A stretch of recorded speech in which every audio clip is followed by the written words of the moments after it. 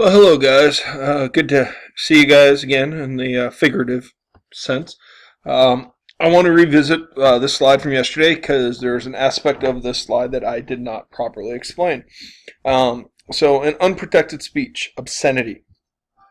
Uh, One of the elements of obscenity is a community standard. Okay, and so the federal government respects the right that your local communities can decide what is vulgar, what is obscene, what is pornographic within reason. Okay, they can't ban everything. You can't sit there and pass a law that if somebody says heck, they're going to jail. But within reason, they get to decide. So what's viewed as obscene or pornographic is going to be different from town to town, from area to area, especially when you're comparing urban areas like Columbus versus more rural areas like Licking County. Okay. So, for example, Columbus, urban areas, Las Vegas, New York, LA, they're way more accepting of what is allowed before they view it as obscene. Versus your small town America, they will pass laws and restrict things at a stricter sense. For example, locally here in Franklin County, okay, what are you allowed to show in a protest, or what are you allowed to show or use as language in a protest? And they actually allow most things. You can cuss as long as there's not kids around. You can make a statement. There was a group of women that I believe it was the late 1990s, went to the Franklin County government, the Columbus government, basically the city government, and they filed a complaint saying that a woman being topless should not be viewed any more differently than a man not wearing a shirt, and that it was a bias, and that it was not obscene, not pornographic for a woman to walk around topless. And their argument centered on the fact that, the whole idea that a woman being topless is sexual, well, it's no more or no less sexual than a gentleman that is muscular or whatever walking around no shirt. They're going to be just as distracting to someone that finds that attractive as a woman being topless is. And Franklin County, or the city of Columbus, agreed with them. And so if you're downtown, if you're in Franklin County and you're down at the Gay Pride Parade, or you're down at a protest, one of the things that you'll see at ComFest or events like that is there will be women that are down there that are not wearing shirts. And that's totally legal. Now, if you're in Newark, Ohio, or you're in Pataskala, Ohio, and you try to walk around without wearing a shirt, or you try to participate in a protest without wearing a shirt, or a parade without wearing a shirt, you're going to get in trouble. And that is totally fine, because the federal government has realized that different communities are going to set a different standard of what is obscene. Now, even within Franklin County, okay, there is this element that downtown, where it's mostly adults, or at events where there's mostly adults, in those situations, it's one thing for a woman to be topless. It's a whole nother thing that if you're in Westerville or Worthington, or you're in a suburb and you want to go on your front lawn and suntan with no shirt on, and there's a whole bunch of kids and teenagers around, that's not the same thing. That is not viewed as acceptable. Okay. Now your backyard's one thing because it's private property and it's closed off, but that's the stuff that they have to balance, and that's all going to be based on a community, community standard when it comes to obscenity and pornography. So understanding that, I wanted to clarify that a little bit. That's why if you go to, if any of you have been to Vegas, whole different set of things that you saw and heard versus, you're in small town rural America. The other thing that I did want to kind of talk to about this, and it's, commercial speech. I talked a little bit about advertisement, but there's also this element of freedom of expression, that you're expressing yourself. So we've expanded freedom of speech from not just what you say to what you write, to what you dance, wear, dress, act out.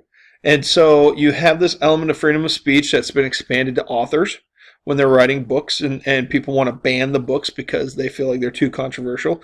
So, and that falls into that community obscenity standard. Some school districts will look at a book and say, nope, we don't want our kids reading that. That's not allowed. Other school districts will look at a book and say, hey, you know what? That's just a real world. Okay. And this plays into like songs and video games and movies. That's where the rating system is allowed. The rating system does not make that speech illegal. Okay, you may not like the rating system when you're younger because you can't get the game that you want or can't get the CD that you want, but the rating system itself is not making anything illegal.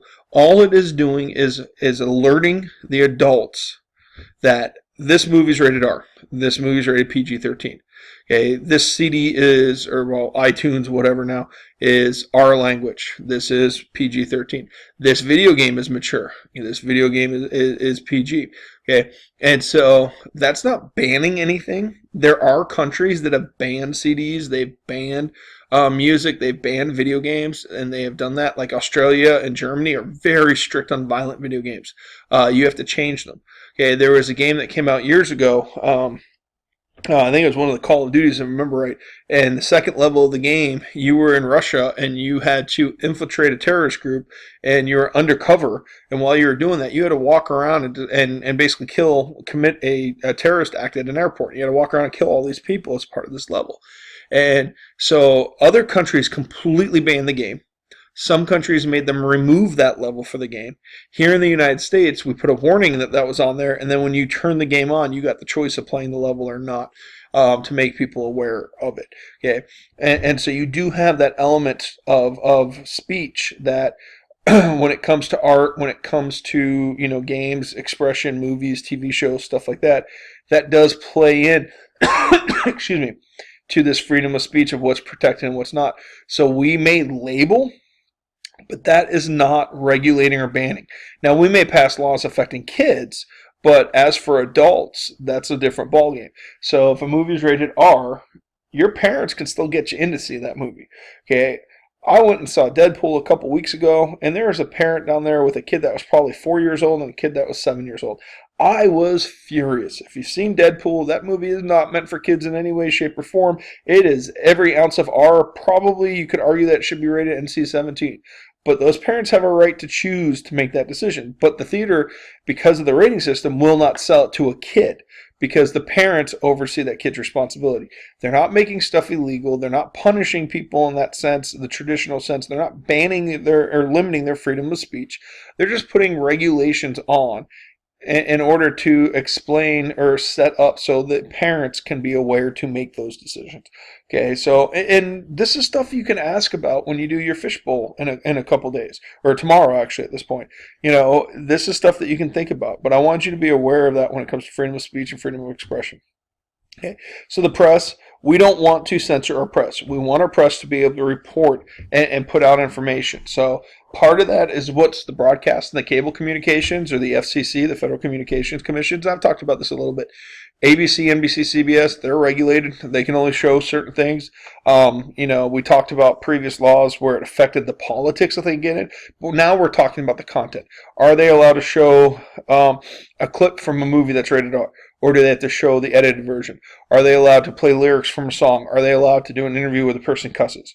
And there are regulations based on the news service and what they're doing and what they're communicating to a degree. You get away with more on cable. You get away with less on regular TV. There hasn't been a huge issue lately. I know, like back in the early 90s, there were a couple things that like Madonna did and other musicians did where they had some really R-rated material. And some of the news, because it's so big to have this pop star that was so popular, have this R-rated material. Mainly it was nudity in it. And they wanted to show clips. They want to do that. But they do have limits regulating them. But they still have the freedom to report the news. And the key part is, okay, you can regulate how news is reported. That the government is allowed to do to control the language used, the context, the blood and gore, the violence, those kind of things. But what cannot be regulated is the what, the key points to the information. So if I want to do a story about something going on in Afghanistan that involved American soldiers battling and some dying, I can report that all I want. But I may not necessarily be able to show images of the bloody battle and people in the hospital with the injuries and stuff like that, because that may be too over the top. Okay, and you do have a degree when it comes to the media and the freedom of the press. The media is allowed to be involved in reporting news of our government. There are things that are ruled as private. There are things that the government does that's considered classified. And then there's other things where the government's like, you can't, you got every right to report it. I can tell you as a school board member, there's only certain things that we can do behind closed doors. And it's the same thing with our government. Now, that doesn't mean that it's not stretched, and it doesn't mean that it always works that way. Some people abuse it. But the press can report on the news. Traditionally, the press has been very respectful of the government. It wasn't until 1945, July of 1945, the first time that a dead American soldier had a picture taken of them that was put into print. And it was the Time Life magazine, and they had a picture of the beaches of Normandy, and in that picture there was dead American soldiers there. Prior to that, there was no pictures ever of American soldiers that being killed. There was drawings from time to time. There was talk of it, but there was never any pictures. And the American government actually gave them permission to do that. Now, today, they don't work that well together. There's a lot of heat. There's a lot of disagreement. There's a lot of controversy back and forth. So with the freedom of press covering the government, there's this element of, we're going to catch you. We're going to get you. We're going to figure out what you're doing wrong. Just watch the primary. They're looking for that story to show why Donald Trump is the devil, why Hillary Clinton's the devil, and everybody in between. That approach has been applied to the same level as we see with the government. But they are allowed to do that within reason. They just can't put people's lives in danger, and that's that clear and present danger. If they're reporting a story about the military that, like they show battle positions, they show readiness, they can get in trouble for that.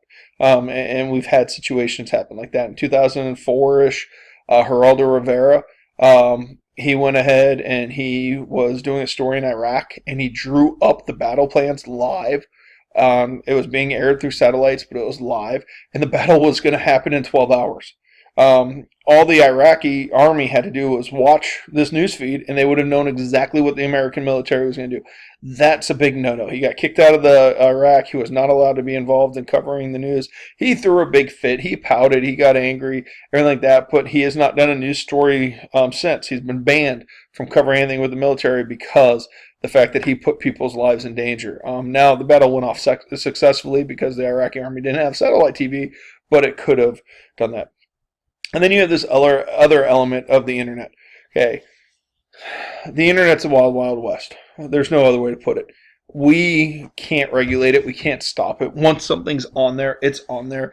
And all these different pirate agencies and different sources from other countries get it. And there's absolutely nothing we can do about it. So we have yet to figure out a way to potentially limit the content on the internet.